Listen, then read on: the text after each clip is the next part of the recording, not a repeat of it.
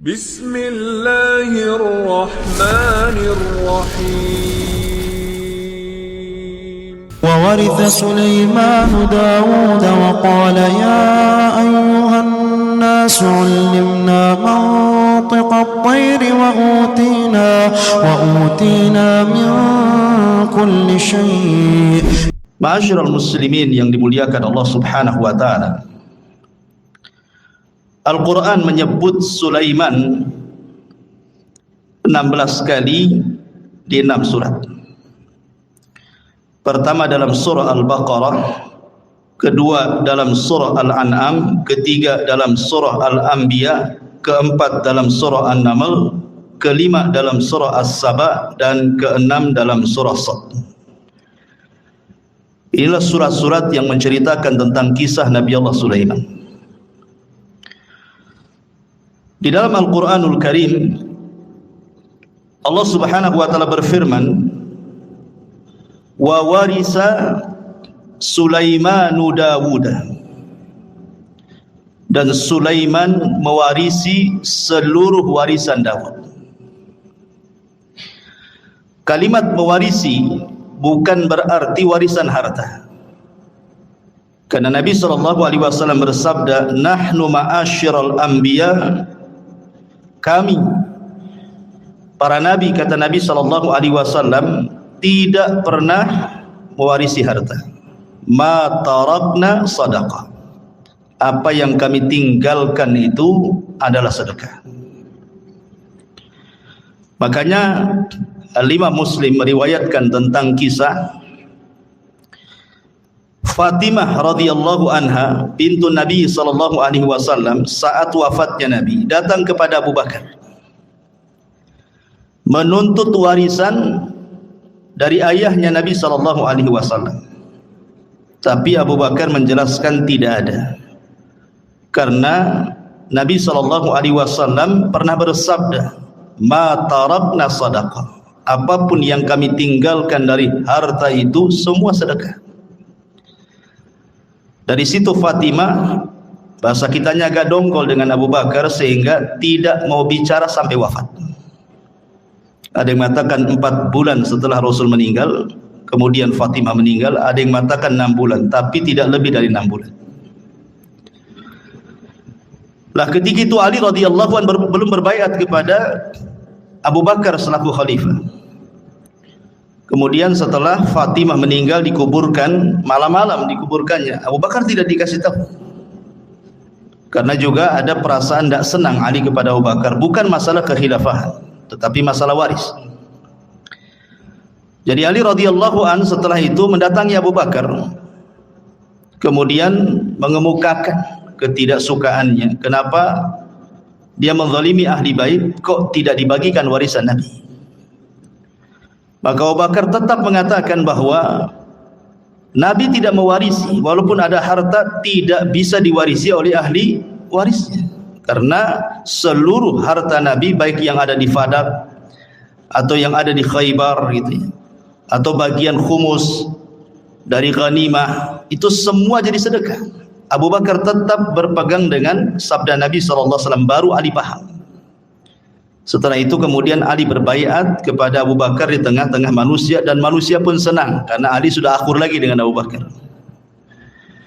Lah dari hadis yang dikeluarkan Muslim ini menunjukkan bahwa tidak ada satupun Nabi yang mewarisi harta kepada ahli warisnya.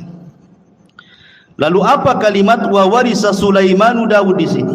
Sulaiman mewarisi hartanya Nabi Daud? Bukan. Maksudnya Sulaiman mewarisi kerajaan dan juga kenabian, bukan harta. Sebab kalau kita membaca kitab-kitab ahli kitab dari perjanjian lama, Nabi Daud itu anaknya bukan Sulaiman saja, istrinya banyak. Tahu berapa istrinya Daud? 300 itu istrinya. Kemudian selirnya 700. Anaknya banyak, tidak mungkin kemudian hartanya dikasih satu orang namanya Sulaiman saja kan. Ini menurut versi mereka seperti itu. Jumlah istrinya Nabi Daud 300, kemudian selirnya sampai 700. Antum berapa? Satu, cukuplah satu saja. Jadi yang diwariskan di sini adalah kerajaan dan juga kenabian. Dan inilah keutamaan Nabi Allah Sulaiman di antara seluruh para nabi Bani Israel. Karena hanya ada 2 nabi, saya ulangi, yang mendapatkan 2 keutamaan yang tidak dimiliki Bani Israel, atau nabi-nabi Bani Israel, atau raja-raja Bani Israel. Sebab Bani Israel itu kalau jadi raja, raja saja. Kalau jadi nabi, nabi saja. Tetapi Nabi Allah Sulaiman ini menggabungkan dua-duanya seperti ayahnya Daud, raja plus nabi. Itulah keutamaannya Nabi Allah Sulaiman alaihi salatu wassalam. Jadi di sini Sulaiman mewarisi kerajaan dan juga kenabian, bukan harta. Karena Allah Subhanahu wa taala memberikan kepada Sulaiman jauh lebih kaya dibandingkan ayahnya. Makanya ayahnya tidak disebut raja penguasa dunia, yang disebut justru Sulaiman. Di antara 4 raja penguasa dunia adalah Sulaiman, Zulkarnain, Namrud, Bukhtun Nasr, dan kelak di akhir zaman Al-Mahdi Al-Muntadhar, Imam Mahdi yang ditunggu-tunggu kaum muslimin. Nabi Allah Sulaiman alaihi salatu wassalam meminta kepada Allah Subhanahu wa taala untuk dicerdaskan. Dan harusnya kita juga sama, meminta kepada Allah Subhanahu wa taala untuk diberikan pengetahuan. Makanya Nabi SAW selalu berdoa, Rabbi zidni ilma, ya Allah tambahkan pengetahuan kepada. Itu Nabi yang jelas-jelas dapat wahyu saja masih minta ditambah ilmu, apalagi kita.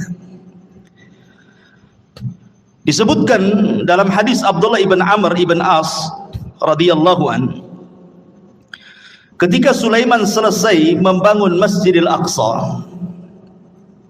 Ingat, bukan membangun dari pondasinya, karena Masjidil Aqsa juga sudah dibangun oleh Nabi Yakub sebelumnya. Jadi ketika Nabi Ibrahim dan juga Ismail membangun Masjidil Haram, maka Nabi Yakub membangun Masjidil Aqsa. Jarak antara Yakub kepada Sulaiman itu jauh sekali, ratusan tahun pun gitu ya. Sehingga kemudian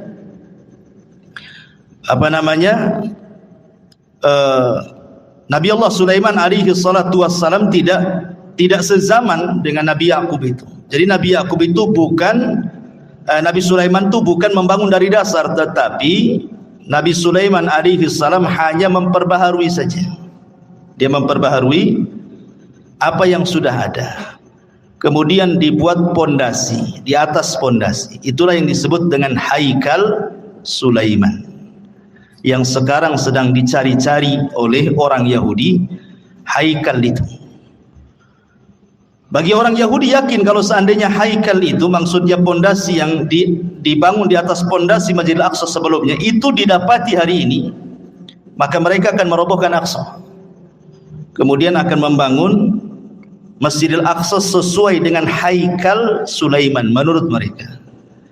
Kalau itu terjadi, katanya, itulah tanda kemenangan orang-orang Yahudi, karena di situ ketika mereka membangun Masjidil Aqsa sesuai dengan haikal Sulaiman, maka mereka berkeyakinan akan muncul Matius mereka, penolong mereka. Menurut kita maksudnya adalah Dajjal, tapi Dajjal menurut orang-orang Yahudi itu bagi mereka Matius, penolong mereka. Makanya ketika Dajjal muncul di akhir zaman, apa yang terjadi? Diikuti oleh 70.000 Yahudi Asbahan. Jadi Dajjal itu ditunggu-tunggu oleh mereka gitu ya. Baik. Lah ketika selesai membangun Masjidil Aqsa, Nabi Sulaiman berdoa dengan 3 doa.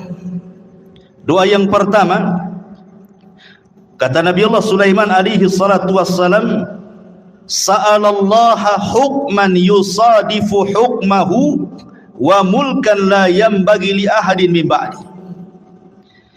Dia meminta kepahaman kepada Allah agar jangan sampai setiap putusannya ketika dia memutuskan sesuatu kepada Bani Israel kecuali sesuai dengan putusan Allah. Kemudian yang kedua, dia meminta kepada Allah Subhanahu wa taala agar kekuasaan yang dianugerahkan oleh Allah kepada Sulaiman jangan dimiliki siapapun setelahnya. Hanya Sulaiman saja yang punya.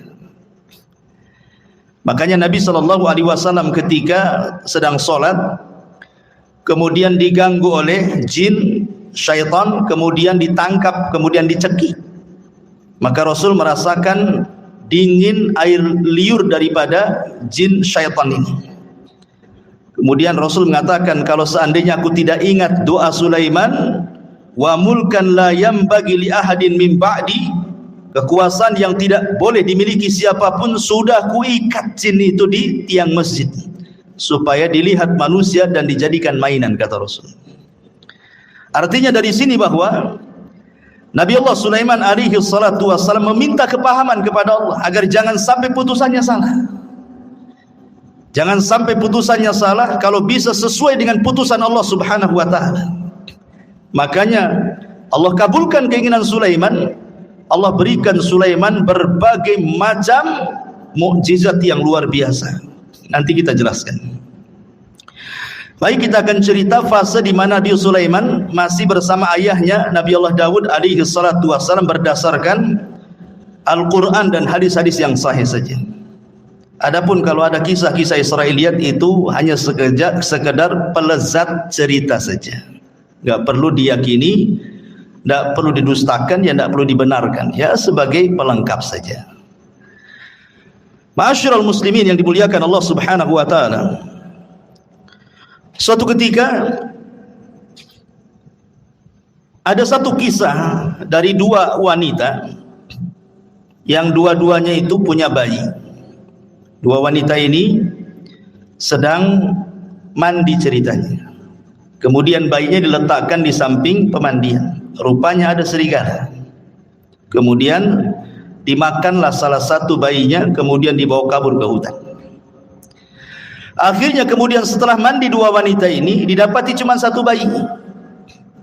Maka oleh yang paling besar, kakaknya wanita ini, diambil bayi itu dan mengatakan, ini milikku. Kata adiknya, bukan, ini milikku.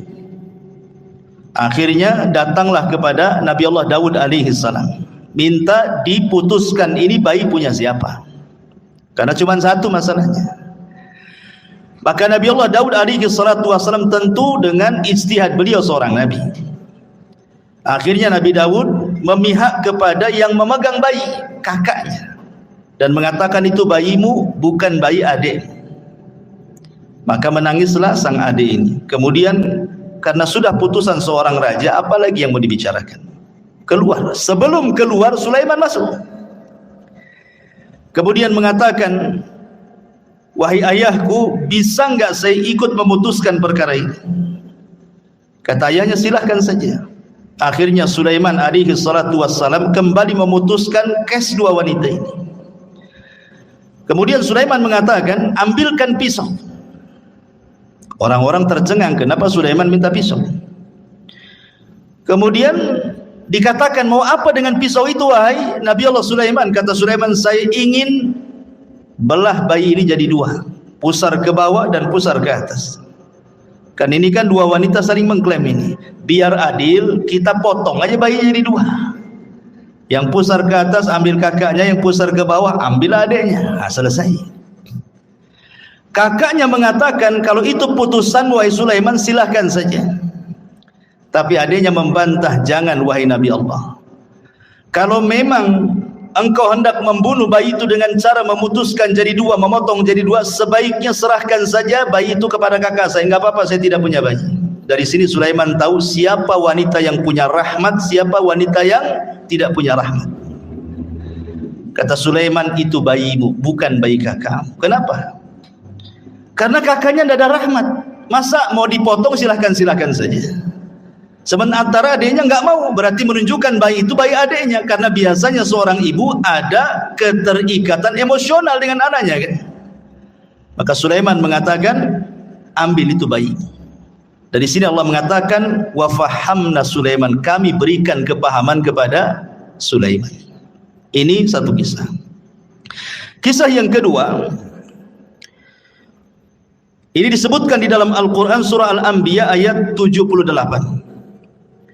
Allah Subhanahu wa taala berfirman, wa Dawud wa Sulaimana idh yahkumani fil harthi idh nafashat fihi ghanamul qaumi wa kunna li hukmihim syahidin. Dan ingatlah kisah Daud dan Sulaiman, kata Allah, ketika keduanya memberikan putusan mengenai ladang, karena ladang itu dirusak oleh kambing-kambing milik kaumnya, dan kami menyaksikan keputusan yang diberikan oleh mereka. Bagaimana kisahnya? Jadi Bani Israel ini, yang satu punya kebun, yang satu punya kambing. Ini kambing-kambing ini tidak dijaga oleh pemiliknya, masuklah ke kebun orang, dirusaknya kebun itu, dimakanlah daun-daunan, ladang-ladang yang baru saja ditanam, dirusak, semua dirusak. Namanya kambing gak berakal. Nah, kalau orang suka ngerusak ya kayak kambing ini, gak berakal. Jadi orang ini mengadu kepada Sulaiman, gimana nih kebun saya dirusak oleh kambing-kambing si fulan, katanya. Kata Nabi Allah Daud, kalau gitu datangkan orang yang punya kambing. Didatangkanlah yang punya kambing dengan yang punya kebun di hadapan Nabi Allah Daud. Maka Daud kemudian memberi putusan bahwa yang punya kambing ini harus membayar dengan kambing-kambing dia seharga kebun yang dirusaknya. Pamannya kambingnya 100, kalau seandainya 10 ekor cukup untuk membayar kerusakan itu, ya sudah, kasihkan 10 ekor. Itu putusan Nabi Daud. Maka ketika itu datang Nabi Allah Sulaiman dan juga meminta izin kepada ayahnya, boleh enggak ikut memberikan putusan? Kata ayahnya, silakan. Maka Nabi Allah Sulaiman memutuskan dengan putusan yang berbeda dengan ayahnya. Apa kata Nabi Sulaiman? Sekarang kambing-kambingmu serahkan ke yang punya kebun. Dia berhak dengan kambing-kambingmu sebagai jaminannya, dan dia boleh mengambil air susunya. Sementara engkau yang punya kambing, kau perbaiki kebunnya sampai sesuai dari sebelumnya, sebelum dirusak. Jadi suruh Nabi Sulaiman tukar-tukaran di sini. Yang punya kebun pegang kambing, yang punya kambing pegang kebun, supaya kebunnya ditanami lagi sampai kesedia kala baru kambingnya diambil lagi sebagai jaminan. Maka di sini keputusan Sulaiman lebih adil dibandingkan keputusan Nabi Allah Daud. Ini dua kisah disebutkan dalam hadis yang sahih dan juga disebutkan di dalam ayat Al-Quran surah Al-Anbiya ayat 79. Taib. Ini diantara dua kisah semasa Nabi Sulaiman bersama Nabi Allah Daud. Kita masuk pada kisah kedua. Bagaimana kisah Nabi Allah Sulaiman alaihi salatu wassalam itu sendiri. Setelah wafatnya Nabi Allah Daud alaihi salatu wassalam, maka Sulaiman menjadi pewaris tahta dan juga pewaris kenabian, sama dengan ayahnya. Dan Nabi Allah Sulaiman alaihi salatu wassalam diberikan banyak mukjizat sebagaimana doanya dia. Minta diberikan kerajaan yang tidak diberikan kepada orang setelahnya. Makanya banyak kemudian kehebatan dan kecerdasan Sulaiman yang tidak dimiliki banyak nabi. Di antara mukjizatnya adalah Nabi Allah Sulaiman alaihi salatu wassalam ya tadi diberikan kerajaan dan juga kenabian, dan itu tidak ada di zaman Bani Israel kecuali dia dan ayahnya saja. Tetapi ma'asyiral muslimin yang dimuliakan, kalau memang Nabi Allah Sulaiman diberikan kekayaan yang banyak, bagaimana dengan Nabi kita? Kita bandingkan dengan Nabi SAW. Kita tidak hendak membanding-bandingkan Rasul dengan Sulaiman atau Sulaiman dengan Rasul, tidak. Tetapi kalau ada orang bertanya, berarti kalau begitu Nabi Sulaiman lebih hebat dong dibandingkan Nabi kita. Kan mesti ada yang ngomong begitu nanti kan? Maka kita jawab sebagaimana yang dijelaskan oleh Imam Ibnu Katsir di dalam kitabnya Bidayah wan Nihayah, bahwa Nabi SAW berdasarkan hadis Aisyah dan juga Ibnu Abbas radhiyallahu anhuma, sebelum wafatnya Nabi SAW pernah ditawarkan Allah kunuzul ardi, pembendaharaan bumi oleh Allah. Kalau engkau mau wahai Muhammad, aku berikan pembendaharaan bumi untukmu. Tapi Nabi SAW tidak mau. Bahkan saat wafatnya datang malaikat, kan Jibril datang menawarkan tentang kunuzul ardi, kau tetap diberikan hidup yang panjang kemudian bumi diserahkan kepadamu, ataukah engkau memilih untuk kembali kepada rafiqil a'la di sisi Allah Subhanahu wa taala. Rasul enggan memilih dunia, tapi Rasul memilih meninggal. karena ingin berjumpa dengan kawan-kawannya di mana? Di Rafiqil A'la. Artinya kalau seandainya Rasul meminta untuk hidup, tentu Rasul pun sama akan diberikan kekayaan yang pernah Allah anugerahkan kepada Sulaiman. Itu maknanya. Ini yang pertama. Kemudian yang kedua, Nabi Allah Sulaiman diberikan mukjizat muhadatsatu ma la yantiq. Nabi Sulaiman itu mampu berbicara dengan makhluk-makhluk Allah yang tidak bisa bicara. Ya, umpamanya dengan batu, dengan pohon dan yang semacamnya. Itu Sulaiman paham dengan bahasa-bahasa mereka. Maka ini pun sama juga dengan Nabi SAW. Bahkan Nabi SAW pernah mengatakan, inni la a'rifu hajaran kana yusallimu alayya bi Makkah qabla an ab'atha inni la a'rifuhu al-an. Apa kata Rasul? Sebelum Rasul SAW diangkat jadi Nabi, Rasul itu pernah kemudian lewat di sebuah tempat di Mekah. Rupanya ada yang mengucapkan salam, Assalamualaikum ya Muhammad. Tapi Rasul melihat ke samping, tak ada pula orang. Ya, hanya ada bebatuan dan pepohonan saja kan. Akhirnya kemudian setelah Rasul diangkat jadi Nabi, baru paham bahwa yang mengucapkan salam itu adalah batu dan pepohonan. Dan Rasul mengatakan, aku sekarang tahu di mana hajar ataupun batu yang ketika aku belum diutus jadi Nabi, dia mengucapkan salam kepadaku. Artinya Nabi SAW pun diberikan oleh Allah Subhanahu wa taala mukjizat gitu ya. Bahwa batu-batu kemudian pohon-pohon juga bertasbih dan mengucapkan salam kepada Nabi sallallahu alaihi wasallam. Bahkan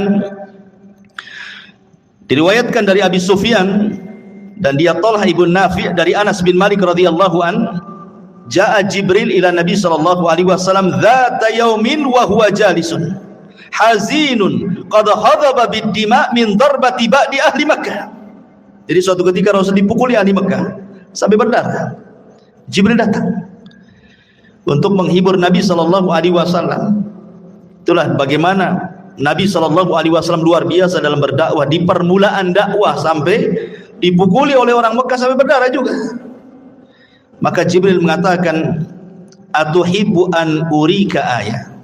Jadi Jibril ingin menenangkan kesedihan Rasul. Maukah aku tunjukkan kepadamu kuasa Allah?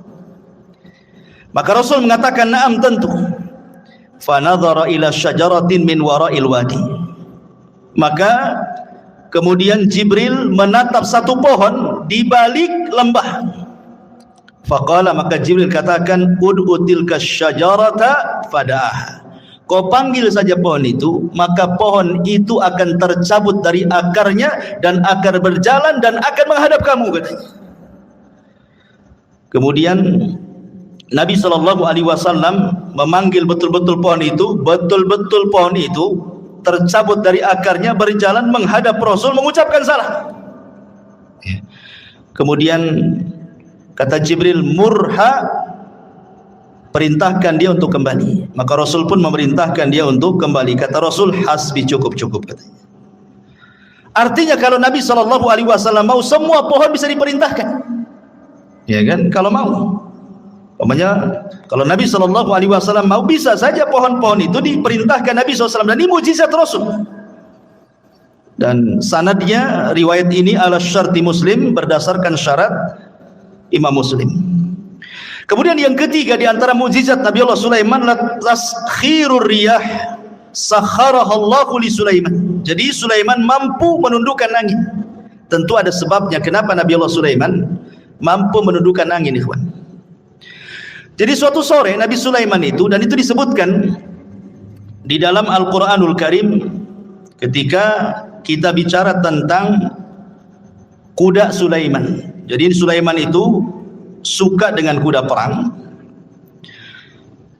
Jadi sore hari itu Sulaiman saking senangnya dengan kuda-kuda itu, karena kan Sulaiman ahlul jihad. Tentu di zaman itu tidak ada kendaraan untuk perang melebihi kuda. Kalau di zaman sekarang ya ada pesawat, ada tank, macam-macam kan itu ya. Zaman dulu ya kuda saja. Itu binatang yang paling hebat di dalam berperang.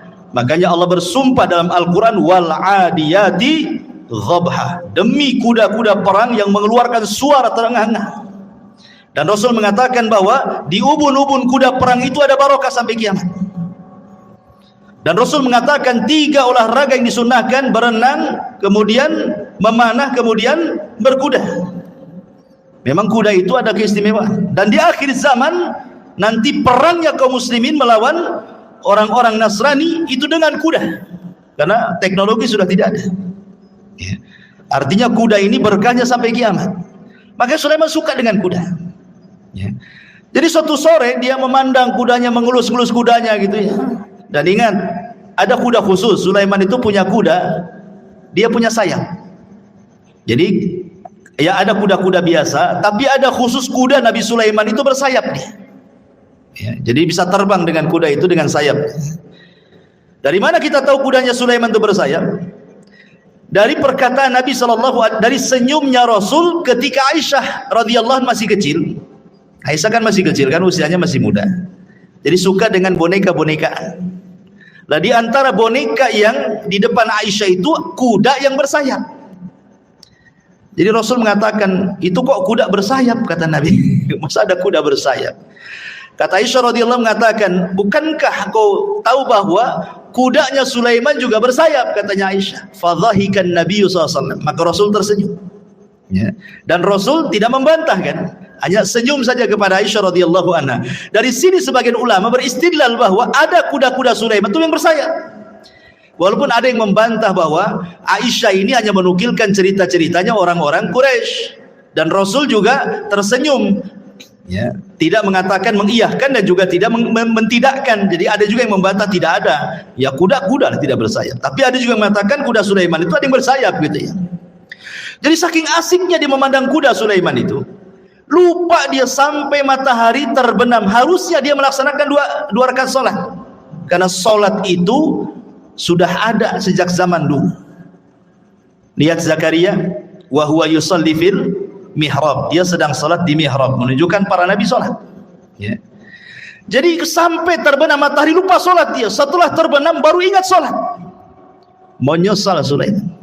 Maka disebutkan di dalam Al-Quranul Karim tentang kisah Nabi Sulaiman ini, idh urida alaihi bil asyi as-safinatul jiyad.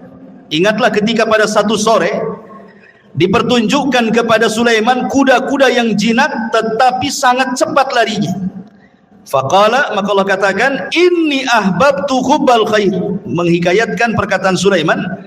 Maka dia berkata, sesungguhnya aku menyukai segala yang baik dari kuda, tetapi an dzikri rabbi hatta tawarat bil hijab, yang membuat aku ingat akan kebesaran Tuhanku sampai matahari terbenam. Maka Sulaiman lupa tidak sholat. Ketika dia lupa tidak sholat, dia menyesal. Maka keesokan harinya apa kata Sulaiman? Urudduha alayya fatafika mashan bisuq wal a'naq. Bawalah semua kuda-kuda itu kembali kepadaku. Lalu dia, ada yang mengatakan dalam tafsirnya, memotong kaki dan leher kuda itu, menyembelihnya. Jadi ada dua riwayat, ada dua penafsiran ulama. Ada yang mengatakan Sulaiman tidak menyembelih kuda, karena mustahil, apa salah kuda, kenapa disembelih? Sulaiman hanya ngusap saja, kemudian disuruh jauhkan dia dariku. Tapi Allahu a'lam, pendapat yang masyhur dari kalangan ahli tafsir, Sulaiman betul-betul menyembelih kuda itu kemudian disedekahkan. Ikhwan, kuda Nabi Allah Sulaiman menurut keterangan Bani Israel itu, Israiliyat itu bukan 1-2 kuda. Ribuan kuda disembelih dan disedekahkan kepada Bani Israel, fuqara Bani Israel. Lah setelah kemudian Nabi Allah Sulaiman menyembelih kuda-kuda itu karena terlalaikan dari salat, maka kaidah dalam Islam apa? Man taraka syai'an lillahi awadallahu khairan minhu. Siapa yang meninggalkan sesuatu karena Allah, Allah ganti dengan yang lebih baik. Ketika Sulaiman meninggalkan kuda-kuda itu karena Allah, karena melalaikan dia dari salat, Allah ganti yang lebih baik. Apa itu? Allah tundukkan angin. Jadi Sulaiman itu kalau berperang, dia membuat semacam papan kayu-kayu besar gelondongan gitu, kemudian diikat-ikat. Jadilah macam perahu. Jadi kalau Sulaiman itu mau pergi kemana saja, naik saja dia di atas perahunya. Apa yang perlu dibawa, kuda atau pasukan apa, nanti dia suruh angin untuk mengangkatnya, tinggal pergi. Lebih enak kan, naik kuda kan.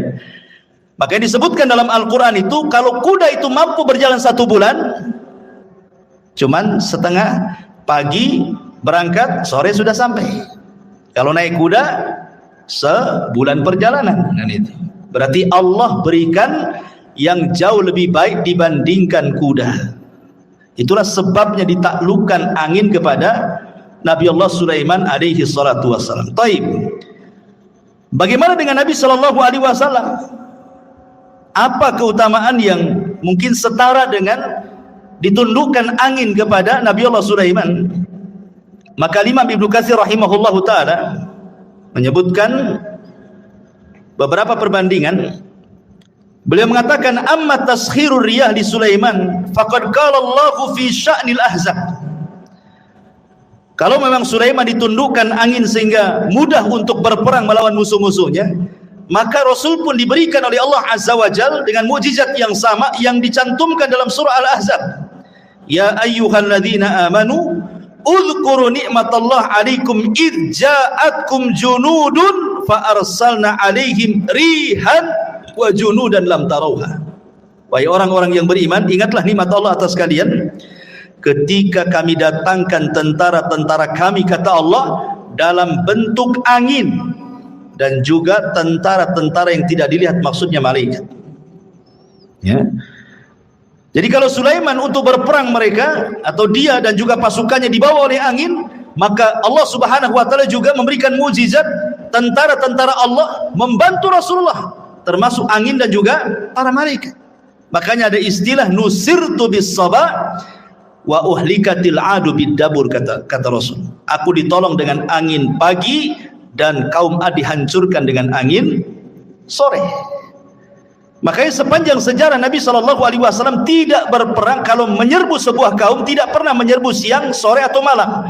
Maka Rasul akan menyerbu di waktu subuh. Kalau terdengar azan, Rasul tidak menyerbu, menunjukkan daerah itu daerah Islam. Dari sini istidlalnya para ulama membedakan negeri Islam dengan negeri kafir itu dari suara azan. Jangan seperti orang-orang yang terpaham radikal membedakan negara Islam dengan negara kafir itu dari segi undang-undang. Undang-undang kita ini mengacu kepada Belanda, Taugut. Negara kita kan negara Taugut nih, kayak dia aja yang muslim tuh.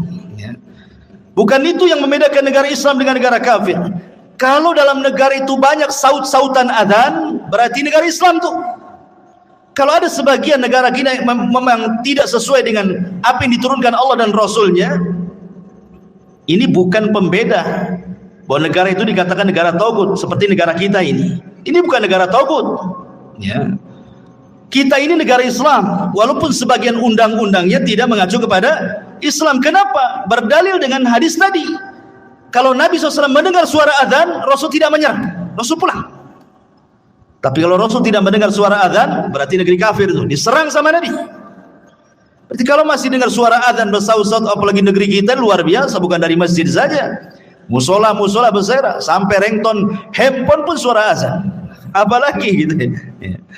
Ma'asyiral muslimin yang dimuliakan Allah Azza wa Jalla, kembali.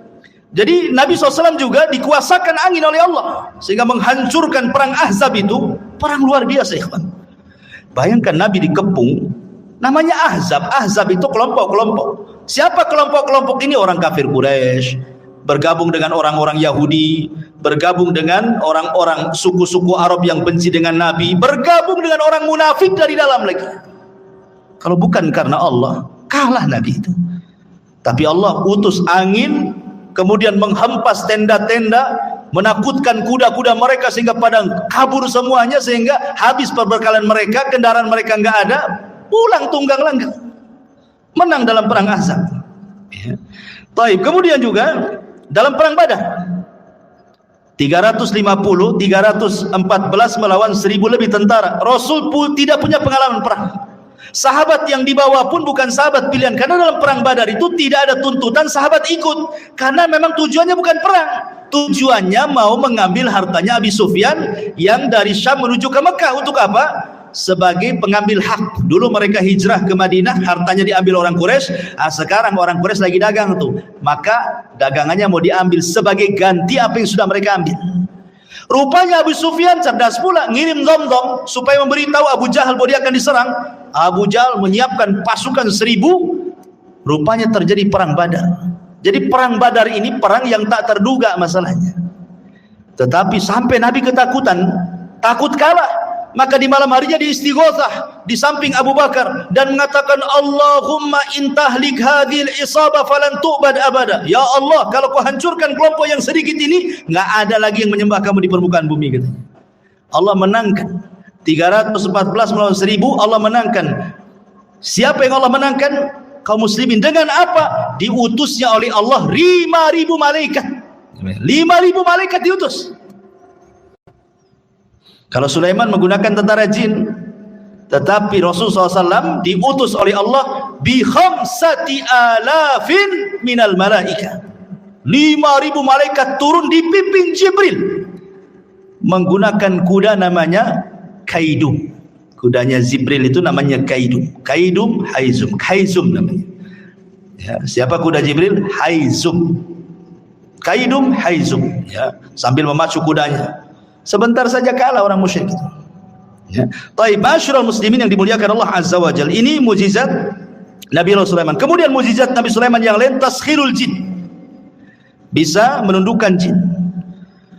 Dan itu disebutkan di dalam Al-Qur'anul Karim, wa minal jinni man ya'malu baina yadayhi bi'idni rabbih. Wa man yazik minhum an amrina nudhikhu min adzabis sa'ir ya'maluna lahu ma yasha' min mahariba wa tamathila wa jifanil kal jawab wa qudurir rasiyat. Dan sebagian jin yang bekerja di hadapan Sulaiman, di bawah kekuasaan Sulaiman dengan izin Allah, dan siapa yang menyimpang di antara mereka kalangan jin dari perintah kami, kami rasakan kepada mereka azab neraka yang apinya menyala-nyala. Maka para jin bekerja untuk Sulaiman sesuai dengan apa yang dikehendakinya. Di antaranya membuat gedung-gedung tinggi, patung-patung, piring-piring besar seperti kolam dan periuk-periuk yang tetap berada di tungkunya. Jadi membuat periuk besar, kuali yang tidak bisa diangkat kecuali jin. Saking besarnya kuali itu untuk masak. Ya. Bahkan sebagian mereka dirantai jin-jin itu. Karena ada jin-jin itu yang mereka tidak nurut, makanya perlu dirantai dan diawasi. Ya, kalau punya proyek Sulaiman itu membuat gedung-gedung besar, maka Sulaiman akan duduk mulai dari terbit sampai terbenam matahari. Bagaimana jin itu bekerja? Sehina itulah jin di mata Sulaiman. Ya, karena itu mukjizatnya Sulaiman bisa menundukkan jin. Taib. Masyarul muslimin yang dimuliakan Allah Azza wa Jalla, maka Nabi SAW pun sebenarnya kalau tidak teringat dengan doa Sulaiman, tentu dia pun bisa menundukkan jin, kan itu. Kan tadi sudah saya ceritakan, Rasul ketika sholat diganggu oleh syaitan, ada yang mengatakan iblis, langsung iblis yang mengganggu. Kemudian dicekik oleh Nabi. Kemudian dia meniatkan untuk mengikat di tiang masjid. Kemudian Rasul teringat dengan doa Sulaiman. Wa mulkan la yambagi li ahadin min ba'di. Bahwa tidak boleh ada orang yang punya kekuasaan sepeninggalku. Ketika Rasul ingat ini, Rasul melepasnya. Ya. Artinya bahwa Nabi SAW juga bisa menundukkan atas izin Allah Subhanahu wa taala kalau Rasul mau, kan gitu. Tapi Rasul teringat doanya Nabi Sulaiman. Makanya Rasul kemudian melepaskan. Dan ini juga di antara mukjizat Nabi SAW. Lebih-lebih kalau di bulan Ramadan, apa yang terjadi? Sufidati syayatin. Ya, Nabi SAW diberikan kabar gembira oleh Allah Subhanahu wa taala, "Idza ja'akum Ramadan futihat abwabul jannah wa ghuliqat abwabun niran wa sufidati syayatin." Pintu surga dibuka, pintu neraka ditutup, setan-setan diikat semua. Ditundukkan oleh Allah Subhanahu wa taala untuk nabinya apabila datang bulan Ramadan. Ya. Kemudian juga di antara mukjizat Nabi Allah Sulaiman adalah fahmu lughatil hayawan. Sulaiman paham dengan bahasa binatang. Contoh ketika Nabi Sulaiman ini menyiapkan pasukan besar untuk menyerang, kemudian lewat ke sebuah lembah. Di lembah itu ada pasukan semut. Tiba-tiba kemudian salah satu semut atau pimpinan semut mengatakan, "Ya ayyatuhan namlu dukhulu masakinakum la yakhtimannakum Sulaiman wa junuduhu wa hum la yash'urun." Katanya, "Hei pasukan semut," kata pimpinannya, "segera kalian masuk ke rumah-rumah kalian. Sebentar lagi Sulaiman dan pasukannya mau datang. Jangan sampai menginjak kalian kemudian mati dan mereka tidak sadar." Lihat husnudzonnya semut kepada Sulaiman dengan kalimat tidak sadar. Artinya kalau kalian terinjak itu bukan karena kesalahan mereka, karena mereka tidak sadar menginjak kalian, gitu maksudnya. Itulah husnudzonnya binatang. Binatang aja bisa husnudzon sama orang. Kita ini suudon saja sama orang gitu. Enggak ada husnudzonnya aja. Ini juga kemudian Sulaiman mendengar dari kejauhan. Dia paham bahasa semut. Apa yang terjadi ketika Sulaiman mendengar pimpinan semut ngomong begitu? Fatabassama dhahikan min qauliha. Sulaiman tersenyum, habis itu tertawa lebar karena paham dengan ucapannya. Kemudian Sulaiman karena diberikan anugerah seperti itu, dia bersyukur. Apa doanya? Rabbi auzi'ni an ashkura ni'mataka allati an'amta alai wa ala walidai wa an a'mala salihan tardah wa adkhilni bi rahmatika fi ibadika salihin. Ya Rabb, anugerahkan kepadaku agar aku tetap bersyukur akan nikmat-Mu. Diberikan anugerah mampu memahami bahasa hewan, gitu ya. Yang telah Engkau berikan nikmat kepadaku dan nikmat kepada kedua orang tuaku, dan aku agar aku bisa beramal saleh supaya Engkau redha dan Engkau masukkan aku dengan rahmat-Mu termasuk hamba-hamba-Mu yang saleh. Subhanallah.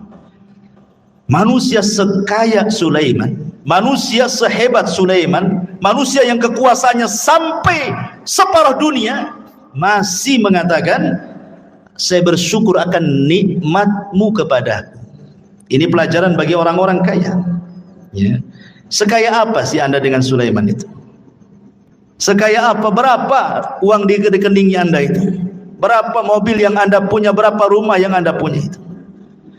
Tapi kenapa kemudian persis seperti yang difirmankan Allah, kalla innal insana la yatgha an ra'ahus taghna.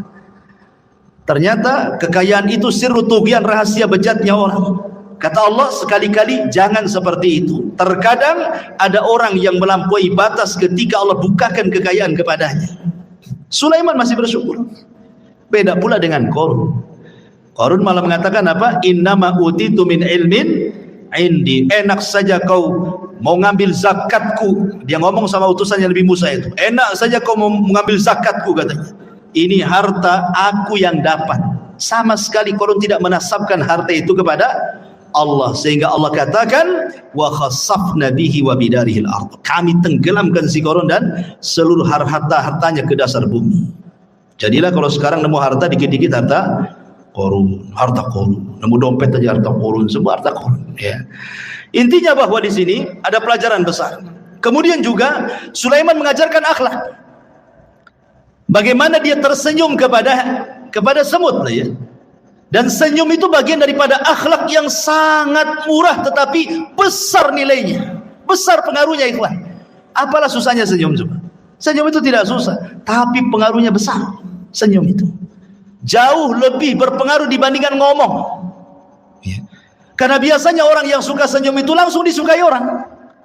Beda dengan orang yang jarang senyum, gitu kan, susah orang suka. Tapi orang yang suka senyum, ya manis senyumnya, karena orang suka senyum. Beda kalau orang jarang senyum, sekali senyum pahit tuh biasanya. Ini senyum ngapain nih? Jangan-jangan mau pinjam uang pun, katanya kan. Artinya bahwa sebagaimana ulama mengatakan akhlak itu terbagi tiga, dari leher ke atas, kedua tangan, dan dari atas kepala ke bawah, kan. Itu akhlak namanya. Dari leher ke atas di situ ada mata. Orang yang jarang melotot kalau ngomong berarti punya akhlak.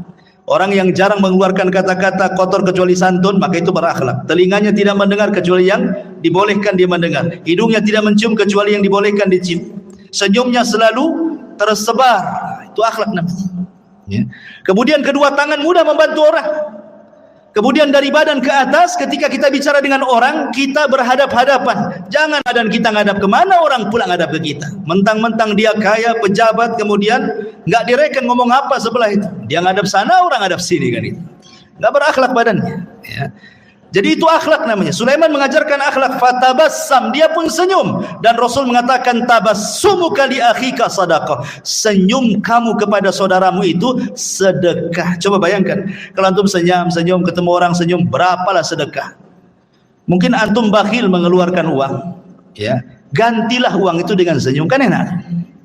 Tapi kalau tengok kotak infak jangan senyum. Nggak penuh-penuh nanti. Maksudnya kalau ketemu orang gitu ya. Baik.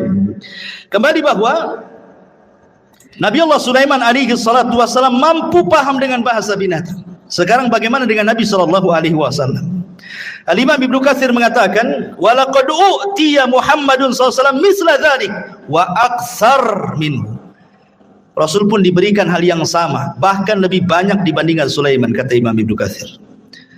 Faqad taqaddam dzakarna li kalamil bahaim was-siba wal haninil jad'i wa ragha'il ba'ir wa kalamil syajari wa tasbihil hasa wal hajari wa du'aihi iyahu ila akhir perkataan Ibnu Katsir. Saya contohkan beberapa kisah. Pertama, kisah Abi Sa'id Al-Khudri radhiyallahu anhu. Jadi ceritanya Abu Sa'id Al-Khudri ini menceritakan, jadi ada seorang penggembala, tiba-tiba datang serigala. Penggembala datang serigala, diambillah satu kambing itu, dibawa kabur ke hutan, dikejar sama yang punya kambing.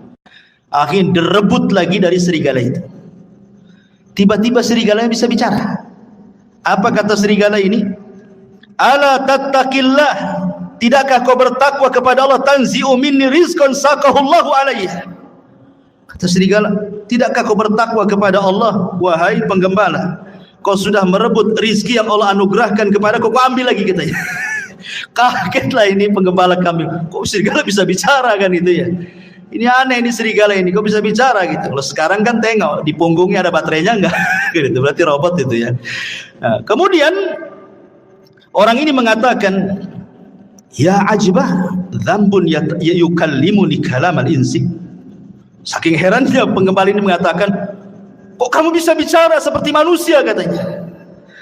Maka serigala ini mengatakan, ana ukhbiruka bi'ajabi min dzalik. Kata serigala, nggak perlu heran. Mau nggak aku habarkan dengan yang lebih ajaib dibandingkan ini, kata serigala ini. Apa itu? Kata serigala ini, Muhammadun sallallahu alaihi wasallam bi Yathrib yukhbirun nas bi amba'i ma qad sabaq. Kamu tahu orang namanya Muhammad yang ada di Yathrib, kata serigala itu. Dia lebih hebat dibandingkan aku. Dia mampu berbicara tentang habar-habar yang sudah berlalu dari kalangan para nabi, Qarun, Fir'aun dan yang lainnya, atau yang akan datang hari kiamat, macam-macam. Aku tidak bisa, kata serigala. Akhirnya kemudian seorang ra'il ghanam ini akhirnya datang menemui Nabi, masuk Islam. Kemudian dia menceritakan tentang serigala yang bicara itu ke hadapan Nabi sallallahu alaihi wasallam. Maka kata Rasul, sadaq, serigala itu benar, katanya. Walladzi nafsi Muhammadin biyadihi la taqumus sa'ah hatta yukallimus siba'al insan. Tidak akan tegak kiamat, kata Rasul, sampai ada binatang yang bicara dengan manusia. Itulah kamu, katanya. Kan itu ya. Jadi sanadnya adalah syarti sahih, dan hadis ini disahihkan oleh Imam Al-Baihaqi. Ya, lihat serigala ini mengakui apa? Kehebatan Nabi. Ya, dan dia bisa bicara. Ya. Kemudian juga diriwayatkan dari Safinah Maula Rasul. Rasul itu punya pembantu namanya Safinah. Pembantu Rasul banyak, salah satunya Safinah namanya. Jadi Safinah ini suatu ketika dia sedang safar, naik perahu. Qadarullah perahunya dihempas ombak, akhirnya hancur perahunya, berantakan. Tetapi Allah takdirkan dia selamat dengan satu kayu yang sisanya itu dia ngambang sampai dibawa ke entah berantah. Tiba-tiba dia nyasar di sebuah pulau. Ketika terbangun, tiba-tiba ada singa di hadapannya. Fawajada fihal asad, ada singa di hadapannya. Faqala lahu. Maka si Safinah ini ketakutan dengan singa itu. Singa, dia pun lagi lelah, baru saja terdampar, nggak punya tenaga, mau lari gimana? Ya. Sementara singa sudah di hadapannya. Berteriaklah Safinah ini, apa teriakannya? Dia mengatakan, ini, kata Safinah ini, sesungguhnya aku adalah sahabat Nabi sallallahu alaihi wasallam. Ini Safinah maula Rasulillah. Aku Safinah pembantu Rasulullah, aku sahabat Rasul, katanya. Tiba-tiba menjinaklah singa ini. Kemudian fadharaba mangkibi, tiba-tiba kakinya singa menepuk bahunya dia, seolah-olah ngajak pergi. Maka akhirnya ketika melihat jinak, maka hilanglah ketakutan Safinah, akhirnya mengikuti singa ini kemana arahnya. Rupanya singa ini kemudian mengarahkan ke jalan pulang. Sebelum pulang, katanya Safinah menceritakan, seolah-olah dia melambai-lambai, yuwaddi'uni, seolah-olah ingin berpisah, ya, selamat pergi gitu kan. Subhanallah. Kemudian hal ini disampaikan kepada Nabi SAW. Lihat, binatang disebut saya pembantu Nabi, langsung jinak. Luar biasa. Kan enggak menghadap Nabi. Nabinya di mana? Safinah hanya beritahu, saya ini pembantu Nabi. Tadinya singa yang garam jadi lunak gitu. Tapi antum jangan praktekkan. Masuk ke kandang singa, saya umat Nabi, apa nggak diterkam? Ya. Jadi ini menunjukkan ikhwatul fillah muliakan Allah Azza wa Jalla, bagaimana singa itu tunduk dengan hanya ucapan saya adalah khadimun Nabi. Luar biasa, ya. Ini juga disebutkan Imam Ibnu Katsir dalam kitabnya Al-Bidayah wa Nihayah.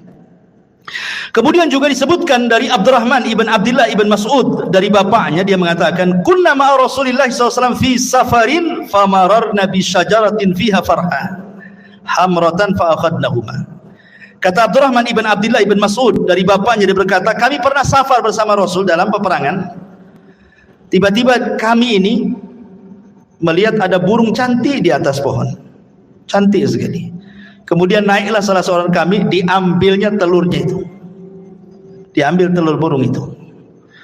Tiba-tiba fa'aja'at al-hamrah ila Rasulillah sallallahu alaihi wasallam, maka induknya datang burung ini, kemudian menghadap Nabi sallallahu alaihi wasallam, seolah-olah dia menceritakan bahwa ada kehilangan telurnya ini.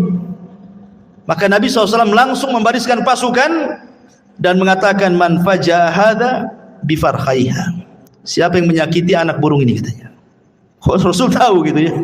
Ya, Rasul kan tidak tahu. Yang ngasih tahu apa? Burung. Melapor kepada Nabi SAW. Maka Rasul mengatakan, rudduhuma, balikan anaknya.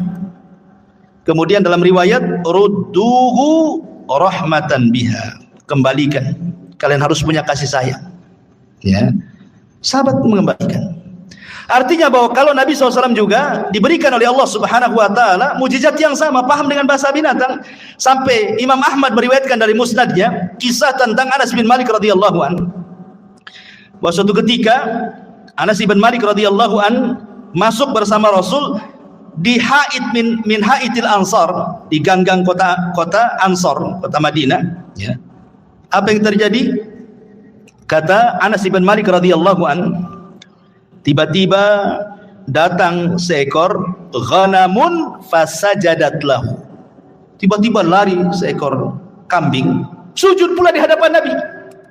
Ya. Sahabat nengok, kok ada kambing sujud di hadapan Nabi gitu. Maka faqala Abu Bakar mengatakan, Rasul, kalau kambing yang tidak berakal ini sujud, harusnya kami yang sujud, katanya. Tapi Rasulullah mengatakan, la yambagi an yasjuda ahadun li ahadin walau kana yambagi li ahadin an yasjuda li ahadin la amartul mar'an tasjuda li zawjiha. Tidak boleh. Kalau Allah perintahkan aku untuk merintahkan kalian sujud di antara kalian, maka yang pertama kali aku peruntukkan sujud bukan kalian kepadaku, tapi seorang istri sujud kepada suaminya, karena besarnya haknya. Tetapi aku tidak diperintahkan untuk itu. Ada yang mengatakan hadisnya lemah, tetapi ada yang sahih yang dikeluarkan Musnad Imam Ahmad juga tentang kisah unta yang mengejar Rasul. Tiba-tiba Rasul sedang naik keledai bersama Jabir, disusul sama unta itu. Setelah untanya di depan, tiba-tiba ia buruk sujud di hadapan Rasul. Kemudian Rasul turun, dilihatnya unta itu nangis, diusap air matanya. Kemudian Rasul entah berbincang-bincang apa dengan unta, sahabat tidak tahu. Tiba-tiba Rasul berdiri, berteriak, man sahib hadal jamal, siapa pemilik unta ini? Tiba-tiba ja'a fatan minal ansar, datang anak muda dari Ansar, ana ya Rasul, saya Rasul. Maka Rasul marah dan mengatakan, afala tattaqillah fi hadhil bahimati allati malakakallahu iyyak, katanya. Tidakkah kau bertakwa kepada Allah? Allah sudah kuasakan unta kepadamu. Kenapa engkau tidak merawatnya? Innaka tuji'uhu wa tut'ibu. Kau hanya membuat unta sakit dan engkau membuat unta lapar. Kau hanya bisa mempekerjakan saja, tidak bisa mensejahterakan. Rasul paham juga dengan bahasa unta. Ya, ini mukjizat. Artinya kalau Sulaiman juga paham dengan bahasa semut dan binatang-binatang yang Rasul pun sama, bahkan lebih, kata Ibnu Katsir, dibandingkan Nabi Allah Sulaiman alaihi salatu wassalam. Kemudian juga yang lainnya, di antara Sulaiman isalatun nuhas, mampu mencairkan tembaga persis seperti bapaknya. Kan bapaknya itu kan bisa membuat baju besi kan, tanpa harus dibakar, dikasih pandu besi. Enggak, Sulaiman juga seolah-olah tangannya panas. Besi tinggal dikual-kual, bila baju besi. Makanya Allah mengatakan, wa arsalna lahu ainal qitr, kami alirkan cairan tembaga bagi Sulaiman. Artinya Sulaiman mampu untuk membuat baju besi cukup dengan tangannya, persis seperti mukjizat bapaknya Nabi Allah Daud alaihi salatu wassalam. Ini di antara mukjizat-mukjizat yang Allah Subhanahu wa taala anugerahkan kepada Sulaiman. Ada satu kisah dari Abu Hurairah radhiyallahu anhu. Hadis ini dikeluarkan Imam Ahmad dan disahihkan oleh Imam Hakim, walaupun ada sebagian melemahkan. Jadi suatu ketika kharaja Sulaiman alaihi salam tasqi fara'a namlatan mustalqiyatan ala dhahriha rafi'atan qawami'aha ila sama. Taqulu Allahumma inna khalqun min khalqik laisa bina ghaniyun an suqyak faqala irji'u faqad suqitum bida'wati ghairikum. Jadi Sulaiman ini kan waktu itu terjadi pacaklik di Bani Israel. Nah, hujan lama, enggak turun-turun hujan. Jadi Sulaiman mau pasukan untuk sholat istisqa di lapangan. Tiba-tiba kemudian Sulaiman melihat ada semut sedang terlentang menghadap ke langit. Dan Sulaiman mendengar doanya semut itu. Apa doa semut ini? Ya Allah, aku ini adalah hamba dari hamba. Tidak ada yang lebih kaya darimu, maka hujani kami. Tiba-tiba ketika semut selesai doa, hujan tuh. Ya. Maka Sulaiman mengatakan kepada pasukannya, irji'u, pulang. Ya, cukup sudah, ada yang meminta hujan selain dari kalian. Ya. Kemudian Al-Hafidh Ibnu Hajar menyebutkan dalam Al-Talkhis bahwa Al-Imam Ad-Daruqutni, Hakim juga mengeluarkan hadis dari Abu Hurairah tanpa menyebutkan Sulaiman. Jadi ada seorang nabi, tetapi riwayat ini walaupun lemah memperkuat bahwa yang berdoa kisah ini adalah kisah Sulaiman, karena ada riwayat walaupun lemah bahwa yang dimaksud nabi ini adalah Nabi Sulaiman. Tapi ada riwayat yang sahih tapi tidak disebutkan siapa namanya. Adapun riwayat yang menyebutkan adanya Sulaiman dilemahkan para ulama. Tapi yang jelas bahwa lihat bagaimana di sini faedahnya, ternyata Allah Subhanahu wa taala terkadang mengabulkan doa sebelum kita minta. Itu syahidnya di sini. Orang-orang ini kan belum istisqa. Kenapa hujan? Rupanya orang lain yang minta. Dari sini menunjukkan bahwa Allah itu karim. Bukan Bang Karim ya, karim. Artinya karim itu pemurah. Ya. Dia bisa mengabulkan hamba-hambanya sebelum diminta. Dan itu bentuk malunya Allah Azza wa Jalla. Karena di antara sifat Allah itu adalah Hayyun Karim. Allah itu zat yang maha pemalu dan juga pemurah. Lah bentuk pemalunya Allah Subhanahu wa taala adalah Allah pantang apabila ada seorang hamba mengangkat kedua tangannya kemudian dibiarkan kosong tidak diberi. Allah pantang itu. Idza rafa'a 'abdun yadayhi ila sama faqala ya rabbi an yaruddahuma sifra, kata Rasul. Kalau ada seorang hamba mengangkat begini kemudian mengatakan ya Rabb, kemudian tidak diberi, oh tidak, pasti diberi orang itu. Atau terkadang belum dia berdoa sudah dikabulkan. Belum dia berdoa sudah dikabulkan. Subhanallah. Ya. Taib. Kemudian kisah Nabi Allah Sulaiman alaihi salatu wassalam bersama burung hudhud. Ini menariknya karena disebutkan di dalam surah An-Naml. Ma'asyiral muslimin yang dimuliakan Allah Azza wa Jalla. Jadi suatu ketika Nabi Sulaiman ini sedang mempersiapkan pasukan besar.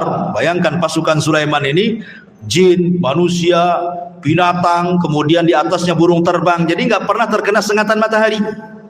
Sulaiman itu senantiasa dinaungi oleh burung-burung. Jadi kemana saja, mau di padang pasir, mau di mana, nggak kepanasan kan? Karena burung di atasnya masalahnya kan itu. Jadi suatu ketika mempersiapkan barisan itu, hudhud pula tak ada di situ. Mana hudhud? Dan burung hudhud itu adalah muhandis Sulaiman. Disebutkan dalam sejarah Israiliyat bahwa dia itu muhandis, seorang insinyur. Jadi Hudhud yang diceritain ini seorang insinyur. Jadi terkadang nih Sulaiman nih kalau mau berangkat ke sebuah tempat, maka yang mengekar dari atas langit itu burung hudhud. Entah di depan ada jurang kah, entah di depan ada air, ada sungai, ada laut, nanti dikasih tahu tuh. Ya, karena Sulaiman tidak tahu yang gaib, ya kan? Jadi besar sekali memang jasanya hudhud itu kan. Makanya ketika tidak ada, Sulaiman marah. Kemana hudhud ini?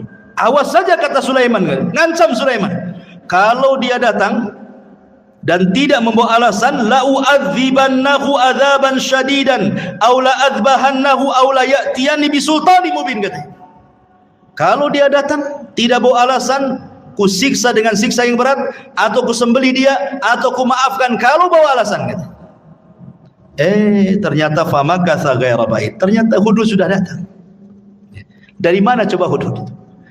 Rupanya Hudhud dari Yaman. Sulaiman di mana? Di Palestina. Sebegitu cepatnya itu terbangnya Hudhud itu. Satu di Palestina, satu di Yaman. Cemana terbangnya itu? Menunjukkan Hudhud ini berikan kemampuan oleh Allah kan gitu.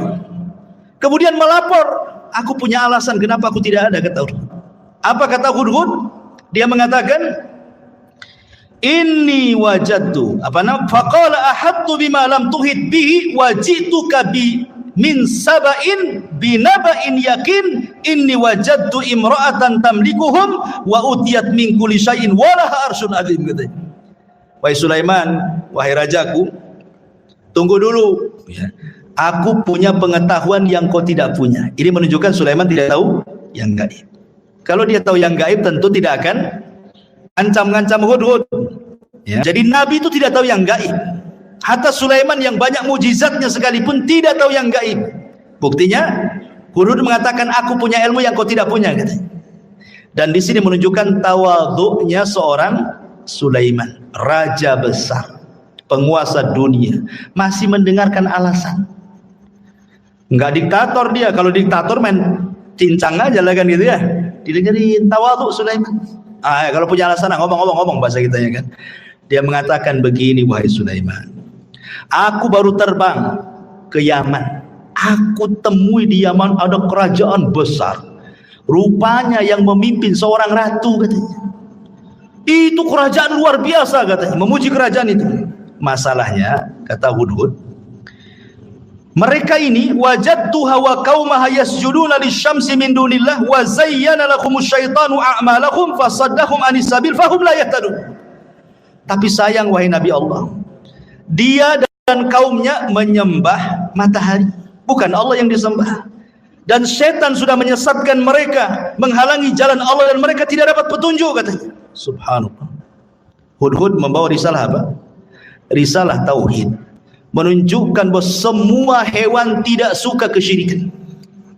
Kalau anda tahu, semua hewan tidak suka kesyirikan. Orang yang melakukan kesyirikan itu dibenci hewan. Lihat Hudhud di sini.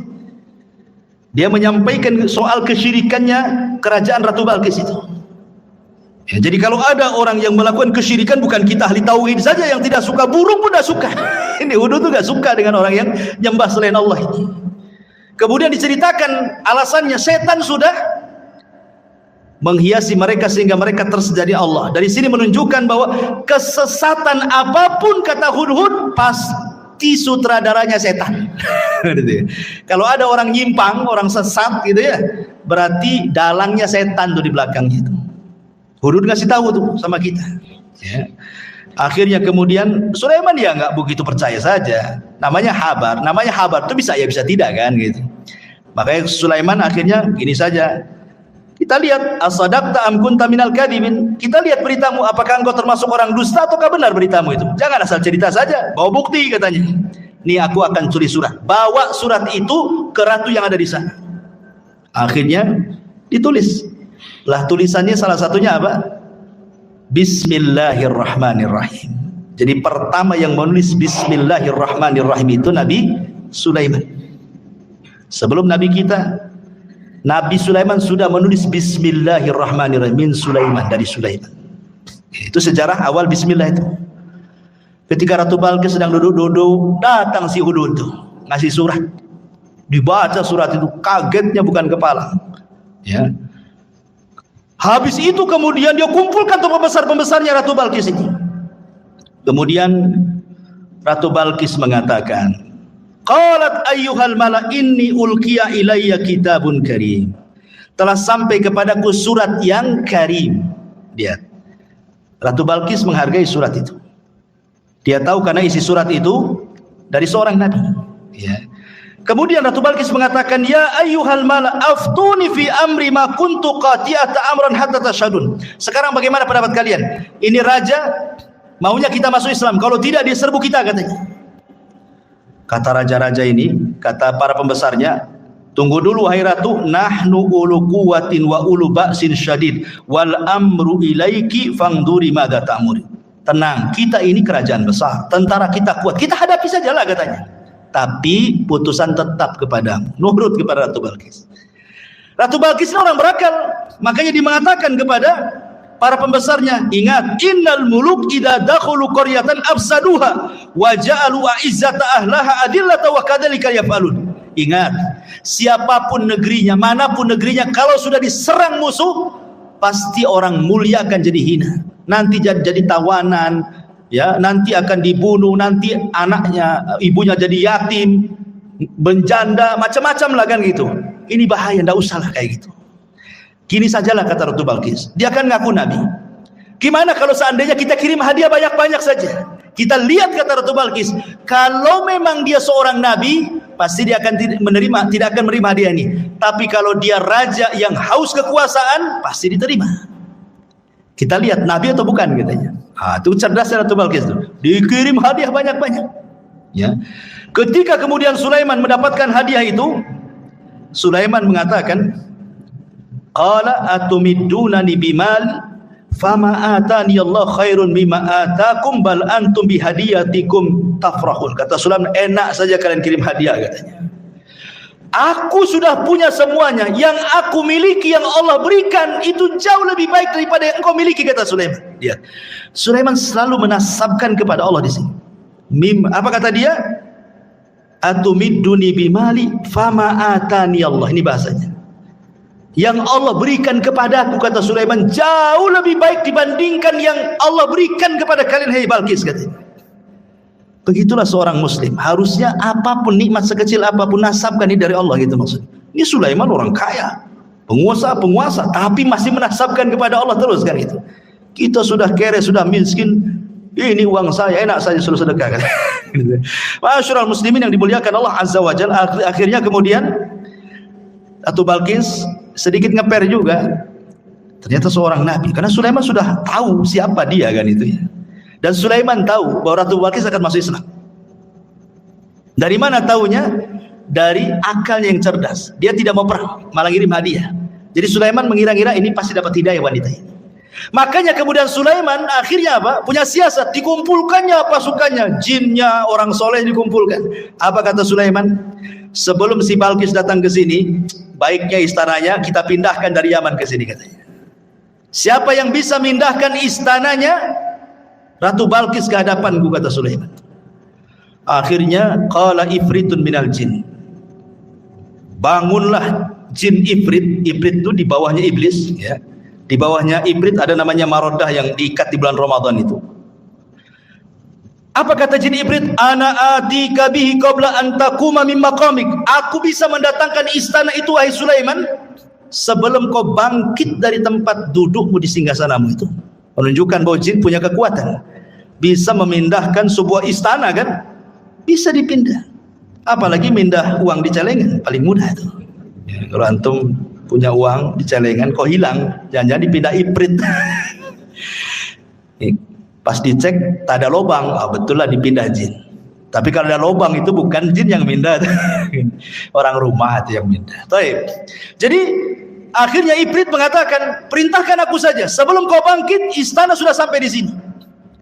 Qala alladhi indahu ilmun minal kitab. Tiba-tiba seorang yang mempunyai ilmu dari kitab berkata, ana atika bihi qabla an yartadda ilaika tarfuk. Kalau aku tidak, wahai Sulaiman, perintahkan aku saja sebelum matamu berkedip sudah sampai istana itu. Terjadi silang pendapat, siapa orang ini? Kok sakti kali dibandingkan ifrit nih? Ada 4 penafsiran para ulama. Ada yang mengatakan bahwa dia adalah Jibril. Jibril turun dan mengatakan, saya akan pindahkan. Penafsiran yang kedua, Ini ifrit tapi yang muslim, yang satunya kafir, yang mengatakan sebelum kau bangkit itu adalah ifrit kafir. Tetapi yang mengatakan sebelum berkedip ini ifritnya muslim. Itu satu penafsiran yang lain. Penafsiran yang ketiga, Sulaiman sendiri yang ngomong begitu. Aku bisa memindahkan sekejap sebelum aku berkedip sudah sampai. Tapi pendapat yang masyhur dari kalangan para ulama bahwa yang memindahkanlah seorang laki-laki yang bernama Asif ibnu Barkhiyah. Asif pakai shad, Asif ibnu Barkhiyah, dialah orang kepercayaannya Nabi Musa yang diajar, yang mampu menguasai Ismul A'zam, nama-nama Allah yang agung. Kalau dalam Islam itu ada namanya Asmaul Husna. Di antara Asmaul Husna itu ada namanya Ismul A'zam. Menjadi perselisihan para ulama. Ismul A'zam dalam Asmaul Husna itu apa? Ada yang mengatakan Al-Hayyu, ada yang mengatakan Al-Qayyum, ada yang mengatakan Allah. Wallahu a'lam. Pokoknya tidak tahu mana yang satu. Kalau antum berdoa membaca Asmaul Husna 99 itu, insya Allah doa antum dikabulkan, karena pasti akan membaca Ismul A'zam. Salah satu dari 99 yang kita tidak tahu yang mana satu itu Ismul A'zam itu. Maka kalau berdoa cobalah baca semua itu Asmaul Husna itu. Boleh jadi pas dengan Ismul A'zam, karena kan disembunyikan yang mana satu kita tidak tahu.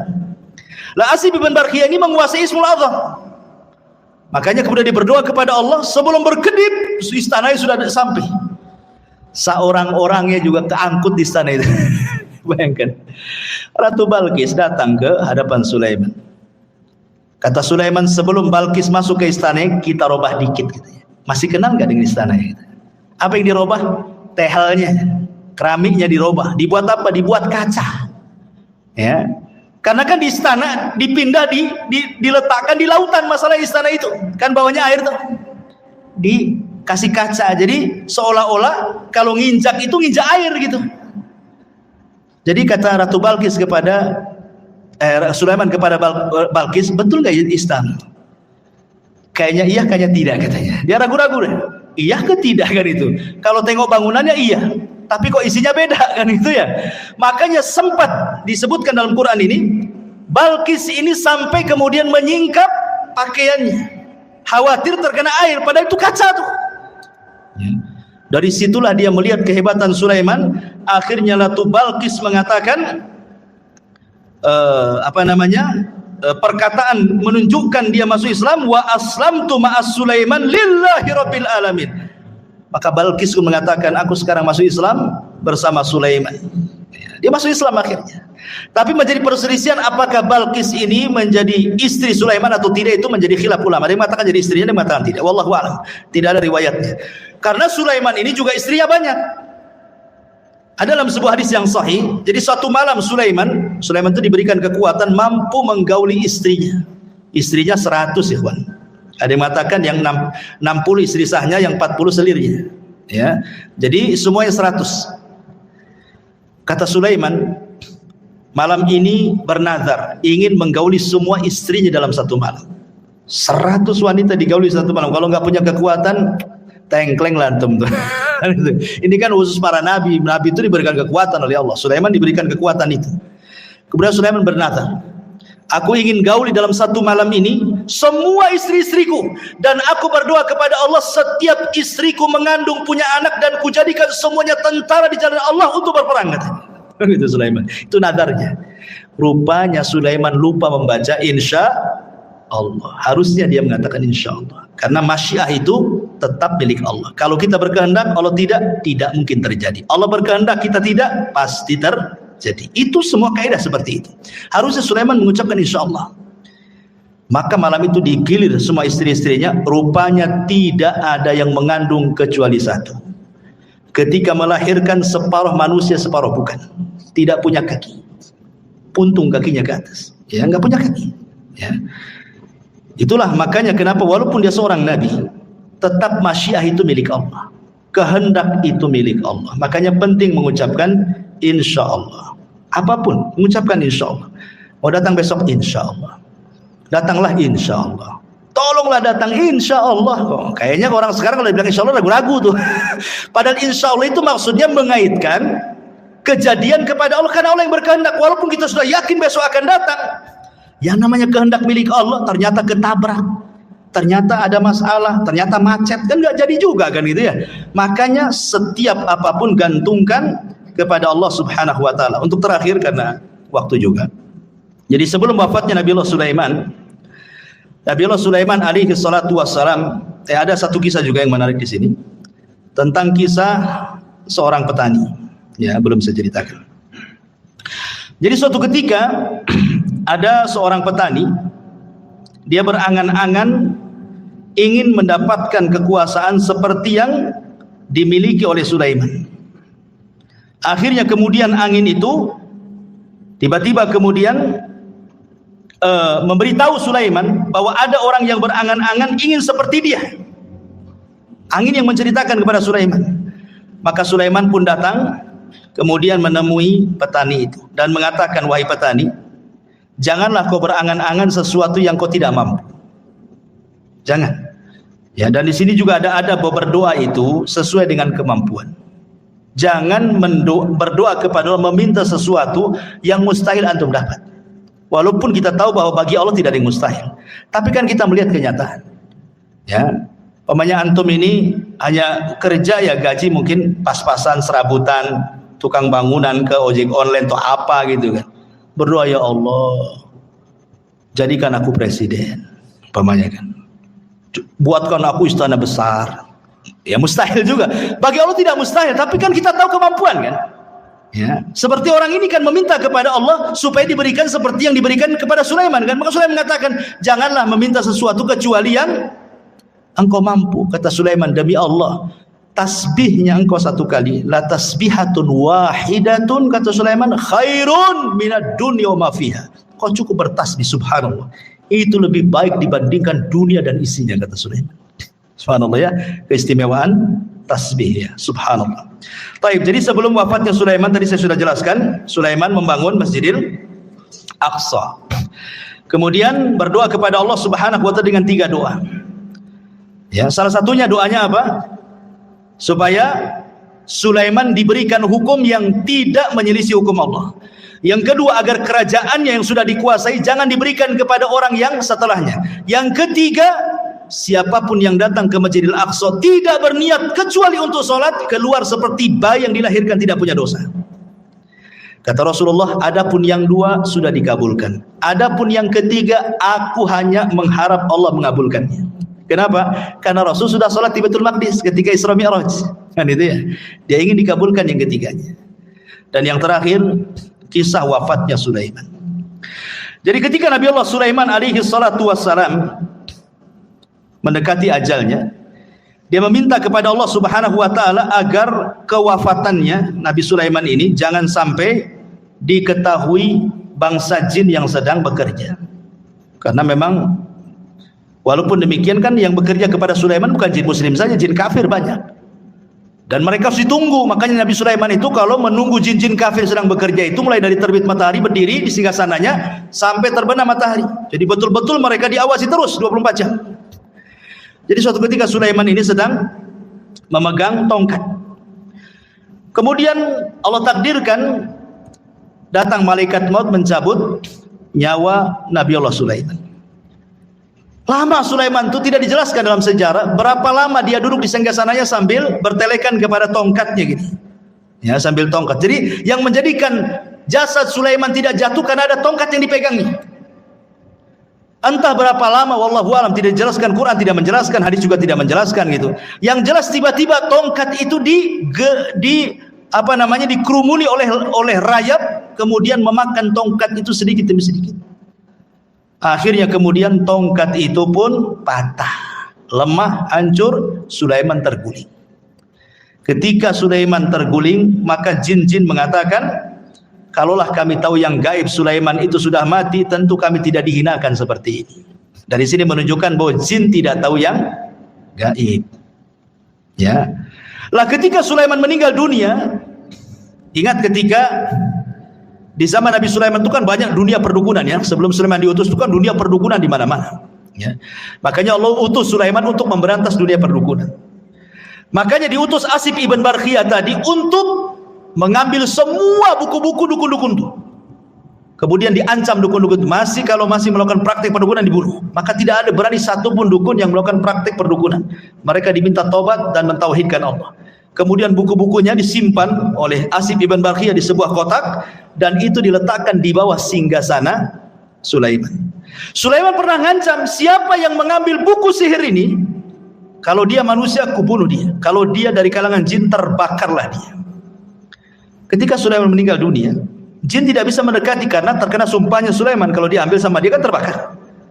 Akhirnya kemudian mereka merayu, ada dua orang, namanya Harut dan Marut. Ada yang mengatakan Harut Marut itu manusia, ada juga yang mengatakan Harut Marut itu malaikat, ada yang mengatakan Harut Marut itu setan, macam-macam lah penafsiran ulama, ya.